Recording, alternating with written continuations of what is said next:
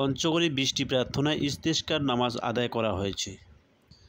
এলাকাবাসীর উদ্যোগে শনিবার সকালে সদর উপজেলার ৪ মাইল তারিকামারি সরকারি প্রাথমিক বিদ্যালয় মাঠে এ নামাজ অনুষ্ঠিত হয়।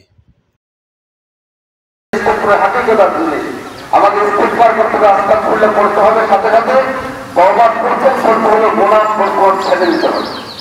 আপনি গুনাহ ছাড়বেন না, হাজারবার ইস্তেসকার নামাজ পড়েন। নামাজে ইমামতি ও দোয়া পরিচালনা করেন পঞ্চগড় বাজার মসজিদের খতিব মুফতি মোহাম্মদ আবু বকর সিদ্দিক। তিনি বলেন, তীব্র তাপপ্রবাহে জনজীবন বিপর্যস্ত হয়ে উঠেছে।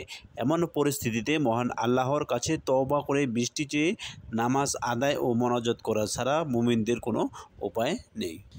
এ সময় অনাবৃষ্টি ও গরম থেকে মুক্তির জন্য মহান আল্লাহর রহমত কামনা করা হয়। নামাজে অংশ নেয় জামিয়া কারিমিয়া মাদ্রাসার পরিচালক মাওলানা জমির উদ্দিন, মাওলানা সুলতান, অবসরপ্রাপ্ত শিক্ষক আলাউদ্দিন, স্থানীয় ওলামা একরাম সহ এলাকাবাসী।